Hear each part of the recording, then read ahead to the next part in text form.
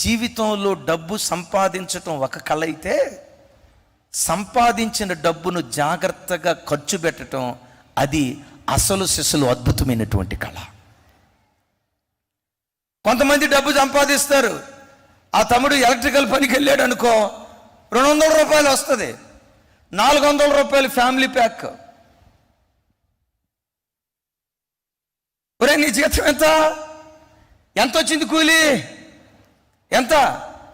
200 రూపాయలు కూలి వస్తే 400 రూపాయలు చికెన్ బిర్యానీ ఫ్యామిలీ ప్యాక్ పెట్టావు అనుకో, ఆ 200 రూపాయలు ఎక్కడి నుంచి? క్రైస్తవ జీవితంలో డబ్బు సంపాదించటం ఒక కళ అయితే, సంపాదించిన దాన్ని జ్ఞానయుక్తంగా ఖర్చు పెట్టడం ఒక అద్భుతమైన కళ. ఈరోజు అనేక క్రైస్తవ కుటుంబాలలో దారిద్ర్యతను అనుభవించడానికి కారణం ఏంటో తెలుసా? రాబడి లేక కాదు, రాబడి లేక కాదు, రాబడి కొంత అయితే ఖర్చు పెట్టేది ఎక్కువ. మన తెలంగాణ భాషలో అద్భుతమైన సామెత ఉంది, చారానా కోడికి బారానా మసాలా.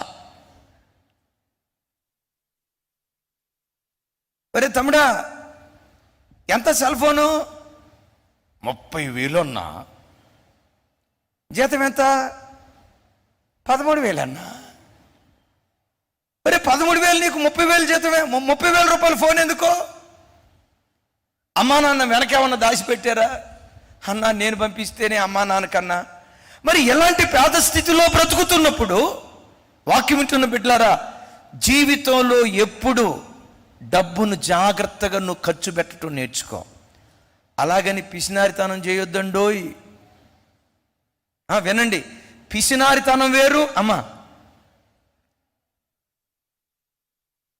చెప్పండి, పిసినారితనం వేరు, జాగ్రత్త వేరు. ఎప్పుడు జీవితంలో నువ్వు ఒక మంచి స్థాయికి రావాలంటే ఆదాయానికి మించిన ఖర్చు ఎప్పుడు బ్రతుకుల్లో నువ్వు పెట్టకో. ఆదాయానికి మించిన ఖర్చు ఒకవేళ నీ బ్రతుకులో పెడితే జీవిత కాలం అంతా దారిద్ర్యతను అనుభవించాల్సి వస్తుంది. మేము సేవ ప్రారంభించిన దినాల్లో మా నాయకులకు, దైవ సేవకులకు ఎక్కువ దశంభాగం పంపించాలనుకునేవాళ్ళం. 2,500 రూపాయలు నెలకొచ్చి మాకు వచ్చేది. ప్రారంభంలో 2,500 రూపాయలు వస్తే 500 రూపాయలు దశంభాగం పంపించేవాళ్ళం. దశంభాగం 20% పంపించేవాళ్ళం. 2,500లో 500 పోతే ఇంకెంత మిగిలేది? కొంచెం గట్టిగా చెప్పండి, ఎంతండి? 1,600 రూపాయలు ఇంటి అద్దె. మీరు అనొచ్చాము, అన్నా మరి 1,600 ఎందుకు, 800 దాంట్లో ఉండొచ్చుగా. అక్కడ ఆరాధన జరిగేది. అప్పుడు ఇటు మేము ఉండటానికి, అటు ఆరాధన జరగటానికి కానీ 1,600 రూపాయలు అద్దె కలిగిన. ఇప్పుడు 500 రూపాయలు దశంభాగం పోయి 1,600 రూపాయలు ఇంటి అద్దె పోయి ఇంకెంత మిగిలేది? ఈ చిత్రం తెలుసా? 400తో నెలంతా బతికేవాళ్ళు అండి. ఎట్లా బతికేవాళ్ళు అన్నా? నాన్ వెజ్ తినలేదా? తినకపోవటం ఏంటి, ప్రతి ఆదివారం తిన్నాం. అట్టట్టా తిన్నారన్నా? 1/2 కేజీ చికెన్ తెచ్చుకోవటం, ఆ చికెన్కి బాప్తిజం ఇవ్వటం, 3 పూటలు తినేవాళ్ళం. మనకట్ట కాదుగా, ముద్దకి ముక్క కావాలా? గట్టిగా ముద్దకి ముక్క కావాలా? అది ఏ ముక్క? చికెన్ ముక్క. ఆ ముక్క కూడా ఏ సైజులో ఉండాలి? కనెక్టరై సైజు. ఒరే తమ్ముడా విను, ఆదివారం మాత్రం అసలు పొరపాటున కాంప్రమైజ్ అయ్యేది కాదు. 1/2 కిలో చికెన్ తెచ్చుకొని బాప్తిజం ఇచ్చి 3 పూట్ల.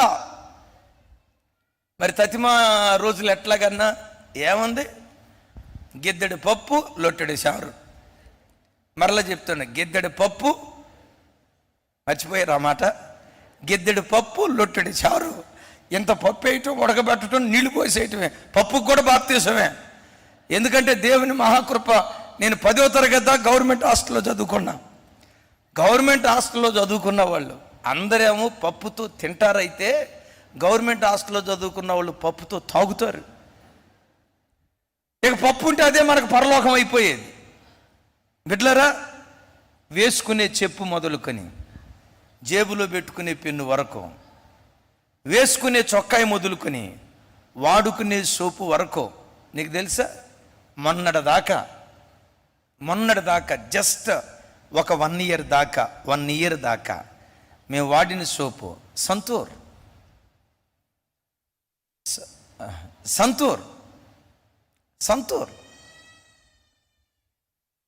సోప్ మీకు తెలిసినట్లేదు. ఎంత తమ్ముడు దాని ఖరీదు? చిన్నడా చెప్పు. రమేష్ అన్న చెప్పు. రమేష్ అన్న కొడుకు 150 రూపాయల. ఎంత ఇట్టాని ఎందుకు అంటున్నారో తెలుసా అక్క? మేము కొన్నది లేదు కాబట్టి. మరి కొనకుండా సంతూర్ సోపు ఎట్లా?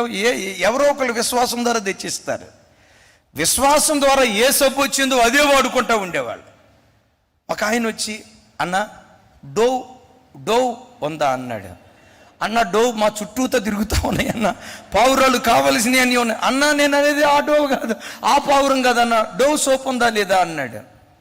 నేను ఆ పేరే వినలేదు ఈరోజు వరకు అన్న స్టాటస్ పెరిగే కొంచెం రేంజ్ పెరగాలన్నా అన్నాడు. నువ్వు పెంచుకుంటా ఇల్లయ్యా, నేనేం వద్దలేదు, మంద మాత్రం ఇదే. బిడ్డలారా, ధనం సంపాదించటం ఎంత అద్భుతమైన కలో, సంపాదించిన దాన్ని జాగ్రత్తగా ఖర్చు పెట్టడం ఒక దివ్యమైనటువంటి కృప. డబ్బును ఎలా ఖర్చు పెట్టాలో ఆ వ్యూహం లేకపోతే నువ్వు పేదదాని అయిపోయినా పర్వాలేదు, నీ పిల్లలను పేదదానిగా నువ్వు మిగులుస్తావు. ఒక పెద్ద ఆయన అంటాడు ఎప్పుడు, కొబ్బరి పీసు కొట్టమని. ఇక చివరికి వాళ్ళకి కొబ్బరి పీసు చూపించే పరిస్థితి అయిపోద్ది, ఒట్టి చేతులు చూపించే పరిస్థితి అయిపోద్ది. బిడ్డలారా, మోస్ట్ వాల్యుబుల్ టైం సంపాదించే ఉద్యోగాలు చేసుకునే వాళ్ళారా, ఎవ్వరు ఖాళీగా ఉండొద్దు. డిగ్రీ చదివావు, ఉద్యోగం రాలేదు, పర్వాలేదు, టాపీ పనికి వెళ్ళు.